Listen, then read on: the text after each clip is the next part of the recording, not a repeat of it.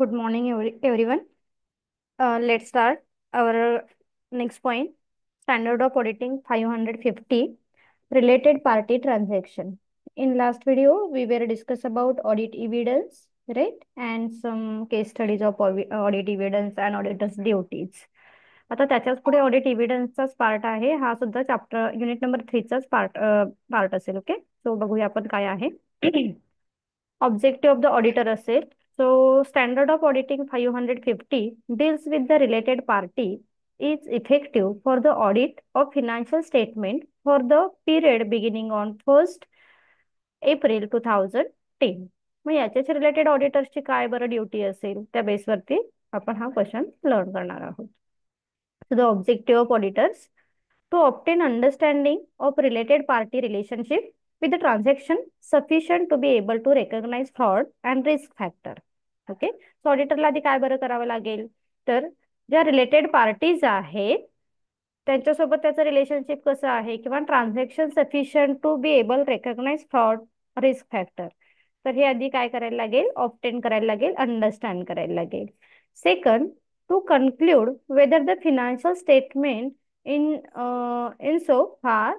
insofar as they are the affected by those relationship and transaction achieve true and fair presentation or not misleading. जसं आपण म्हणतो ना की यांचे relationship कसे आहेत फॉर अदर पार्टीज याच्यावरून सुद्धा फ्रॉड एरर होण्याचे चान्सेस हे जास्त असतात. That is why here auditors duty to check the relationship to third party and to understand the exactly maintain in the books of account in a proper manner. Third, to obtain sufficient audit evidence about whether related parties' relationship and transaction have been appropriately identified, accounted, and disclosed in the financial statement as per the framework. So, as per the framework, accounting proper maintain केलेला आहे का, तर हे काय केलं जाईल, record केलं जाईल. आणि त्याच्याशी रिलेटेड ऑडिट इव्हिडन्स मात्र चेक करणं काय असणार आहे तर गरजेचं असेल. एक मिनिट. आता जसं आपण बघितलं की ऑडिटरला थर्ड पार्टी रिलेशन चेक करणं फार महत्वाचं आहे for a effective audit report, right. मग आधी थर्ड पार्टी म्हणजे कोण कोण असणार आहेत तर त्याच्याशी रिलेटेड आपण नेक्स्ट पॉईंट बघूयात. Meaning of third party. Okay, related party, a party that is either, कोण कोण असू शकतं. A related party is defined as the applicable financial reporting framework or where the applicable financial reporting framework establish minimum or no related parties required. This includes a person or other entity that has control or significant influence directly and indirectly through one or more intermediary over the reporting entity. Okay, म्हणजे तुमच्या financial report वरती किंवा तुमच्या entity वरती जो directly indirectly influence करणारे significant person आहेत किंवा अदर एंटिटीज आहेत हे तुमच्या पार्टीज मध्ये इन्क्लूड होतील. Another entity over which the reporting entity has control, a significant influencer directly or indirectly through one or more intermediary. Okay, other entity असू शकतात किंवा कोणी पर्सन असू शकतात. ओके, जे सिग्निफिकंटली इन्फ्लुएन्स करतील तुमच्या रिपोर्ट वरती. Third, another entity that is under other common control. Common control कोण करेल ते सुद्धा इन्क्लूड असू शकणार आहेत एंटिटी ह्याच्यामध्ये रिलेटेड पार्टीमध्ये. With the reporting entity through having common controlling ownership, owner who are close family members, बघा कोण कोण येऊ शकतात, and common key management. So these are included in the third party relation in client company. So entities that are under common control by the state are not considered related unless they engage in the significant transaction or share resources to significant extent with one another. Okay, याला आपण third party म्हणू शकतो. Next आहे entities which are related party. आता कोणत्या parties related आहेत बघा, entities which are related party. So the entity and reporting entity are member of the same group. एक तर ते सेम ग्रुप मधले असतील. Then one entity is a association, associated और joint venture of the another entity. कोणताही joint venture किंवा other association सुद्धा related पार्टीमध्ये ऍज अ एंटिटी. हा, entity is a different thing and person is a different thing. Person मध्ये जसं आपण सांगितलं की closely related person, family members closely related हे आहे. आणि एंटिटी मध्ये असोसिएशन, जॉईंट व्हेंचर हे इन्क्लूड असतील. बोथ एंटिटीज मध्ये joint venture and same third party. One entities is the joint venture and third entities is another other entities is associated with the third party and close member of the family. These are also included in the entities. मग त्याच्यामध्ये person, child, spouse, domestic partner etcetera etcetera include आहेत. Okay, brother sister वगैरे include असेल. दे auditors procedure. आता ऑडिटरची procedure काय आहे बघूया आपण. जनरल प्रोसिजर काय असेल?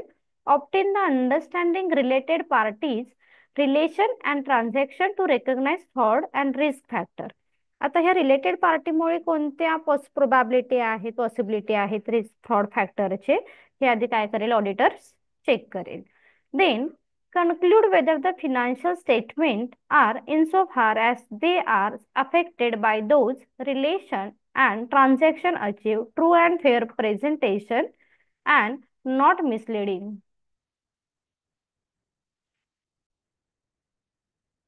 Then auditor procedure. स्पेसिफिक ऑडिटरने कोणत्या गोष्टी केल्या पाहिजेत for related to third party?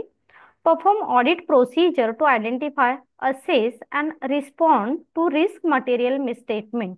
Risk material misstatement काय आहे हे आधी आयडेंटिफाय केलं पाहिजे, असेस केलं पाहिजे आणि रिस्पॉन्ड करणं महत्वाचं आहे. Then evaluate whether the identify related party relationship and transaction have been appropriately counted for the disclosure as per the FRF. Then obtain written representation from management regarding. Okay, so return representation काय आहेत का हे सुद्धा obtain करणं महत्वाचं आहे. And disclosure the auditor the identity to related party of which they are aware and appropriate accounting and disclosure as per the FRF. आणि याच्यासाठी मात्र ऑडिटरने काही स्पेसिफिक आणि जनरल ऍक्शन घेणं गरजेचं आहे. कारण जसं थर्ड पार्टी रिलेटेड असेल तर फ्रॉड रिस्क किंवा हे येण्याचे चान्सेस जास्त आहेत. That's why. Next is the risk management procedure and related activities.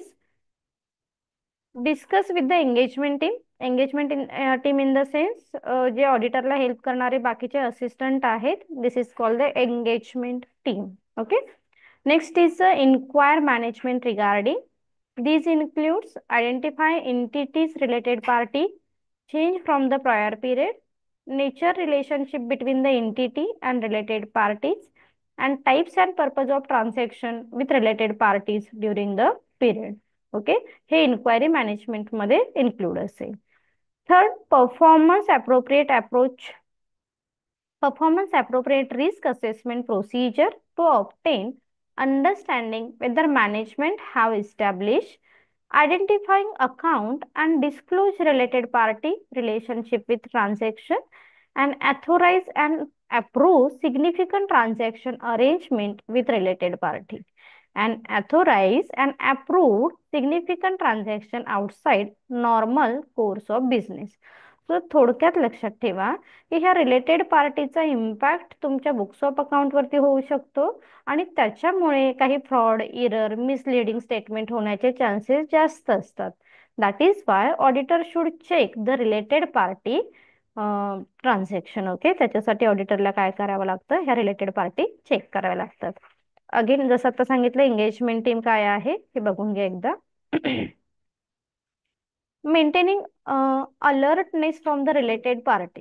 आता कोणता अलर्टनेस तुम्हाला मेंटेन करायचा आहे? Regarding arrangement, information indicating existence of related party relationship with transaction no previously identify और disclose to the auditor. If the auditor identifies significant transaction outside the entity's normal course of action and business, he should inquire about nature of the transaction and involvement of the related party.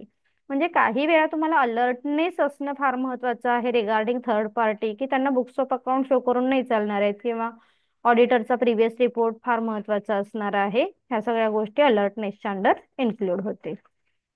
Then sources for identification for the related party information.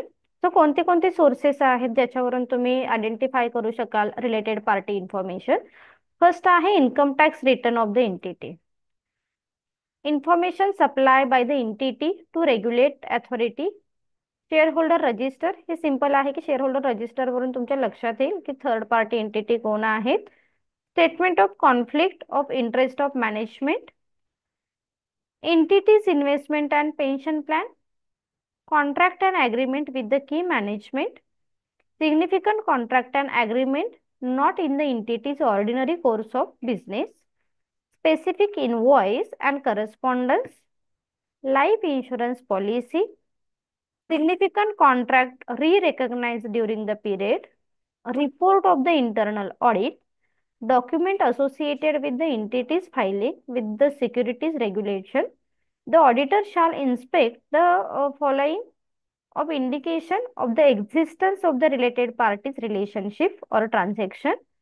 These includes bank, legal and third party confirmation obtained as per the audit procedure, minutes of meeting of shareholders and other record of document and auditors consider necessary in the circumstances of the entity. So लक्षात ठेवा, जर तुम्हाला third पार्टीची information find out करायची असेल तर ह्या सगळ्या गोष्टी मिनिमम ऑडिटरला चेक करणं किंवा ह्या सोर्सेस मधून इन्फॉर्मेशन कलेक्ट करणं महत्वाचं आहे. कॉमन कोणता आहे तर एक शेअर होल्डर रजिस्टर आहे, देन टॅक्स रिपोर्ट आहे, देन मीटिंग मिनिट्स आहेत, काही बँक लिगल डॉक्युमेंट्स असणार आहेत. हे बाकी मायनर तरी लक्षात ठेवा.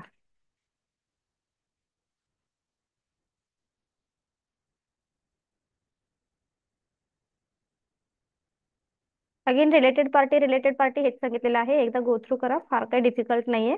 फक्त लक्षात ठेवा की ऑडिटर्स काय करेल तर थर्ड पार्टी म्हणजे फक्त ऑडिटिंग करताना ऑडिटरला बुक्स ऑफ अकाउंट चेक करून नाही चालत. अगेन आपण एव्हिडन्स मध्ये हेच बघितलेलं आहे की auditor should check the third party related transaction. मग आपण थर्ड पार्टी आज डिटेल बघितली की थर्ड पार्टी कोण आहे, ज्याच्यामध्ये पर्सन आहे आणि एंटिटी आहे. मग पर्सन म्हणजे डिरेक्टली पर्सन आहे का, नाही, तर डिरेक्ट आणि indirect include to the books of account और क्लायंट कंपनी. अगेन एंटिटी मध्ये बाकी काही कंपन्याज आहेत का, ओके, जॉईंट व्हेंचर आहे का, देन काही असोसिएशन, बॉडी ऑफ इंडिव्हिज्युअल असे काही आहेत का, त्या सगळ्यांची इन्फॉर्मेशन कलेक्ट करणं, ती चेक करणं, ती क्रॉस व्हेरीफाय करणं, these are also very important for the auditors for preparation of audit report. Okay, so related party concept hope so तुम्हाला क्लिअर झाली असेल. थांबूया आपण, we will continue in next lecture. Thank you.